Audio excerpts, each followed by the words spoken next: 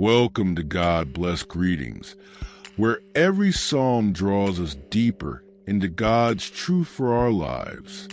Today, we open the pages of Psalm 22, one of the most emotionally raw and prophetically rich psalms in the entire Bible. David writes from a place of pain, but his words become prophetic echo of Jesus, Christ on the cross. If you ever felt abandoned, unheard, or crushed under the weight of suffering, Psalm 22 is for you. Be sure to watch Psalms 1 through 21 on our channel, and don't miss Psalm 23 next, one of the most comforting passages in Scripture. Now, let's enter into this sacred cry. Verse 1 to 2. My God, why hast thou forsaken me? This desperate cry pierces the soul. It was David's agony, but it became Christ's crucifixion prayer. The words of a king suffering in silence became the words of the King of Kings bearing the world's sin. If you ever felt abandoned by God, comment 11:11. God still hears me below. Your faith in the silence still matters. Verses 3 to 5. Trust despite silence. David shifts, even in anguish. He acknowledges that God is still holy. He recalls the faith of past generations who trusted and were delivered. He's reminding himself, God did it before, He can do it again. If you're holding on in the middle of silence, like this video, and comment 4444, I still trust you, Lord. Verses 6 to 8, rejected and mocked. David says, I am a worm and no man. He feels crushed by scorn. People mock his trust in God. These very verses were later fulfilled when Christ was mocked on the cross. He trusted in the Lord. Let Him deliver him. If you've ever been mocked for your faith, comment, Jesus understands me, and subscribe for more encouragement.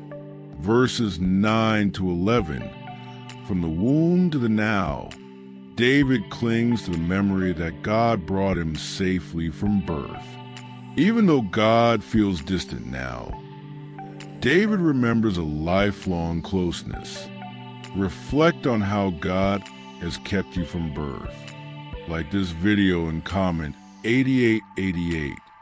You've always been with me, Lord. Verses 12 to 18. Surrounded and stripped.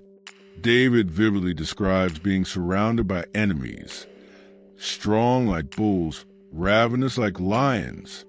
His body is failing. His bones are visible.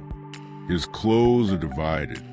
It's a prophetic picture of the crucifixion, down to the soldiers casting lots for Jesus' garments. If you're amazed by the Bible's accuracy, comment prophecy fulfilled 7,777 and share this with someone seeking truth. Verses 19 to 21, a final plea. David doesn't end in defeat. He cries for deliverance. He calls God his strength. Even while describing death's nearness, he still asks to be rescued. If you believe God is still your strength, even in your lowest moments, like this in comment, God is my strength, 22:22. Verses 22 to 24, praise arises from pain. The tone changes. David promises to declare God's name to others. He says, He has not despised the affliction of the afflicted. Even though God seemed distant, He was present, always. If your pain has become praise, comment, I will testify, and subscribe to follow the full Psalm series. Verses 25 to 29, a global worship awakens. David sees beyond himself. He speaks of people from all nations turning to the Lord. This isn't just personal anymore, it's prophetic. The ends of the earth will remember and return to God. Believe for revival. Like in Comment, the nations will worship 99.99. Verses 30 to 31, a legacy of faith. It ends with a vision of future generations who will serve God. They shall come and declare his righteousness. David's pain will preach long after he's gone, and Christ's suffering still saves today. If you're living for more than just this moment, for legacy, for faith, for future souls, comment 10,000. The story continues. Psalm 22 reminds us that suffering isn't the end. It's often beginning of something eternal. David's cry became Christ's prophecy, and Christ's cross became our redemption. Go back and experience Psalms 1 through 21 to catch the full story of God's faithfulness. And don't miss Psalm 23. Coming next on God Bless Greetings. It will comfort your soul in a way you didn't know you needed.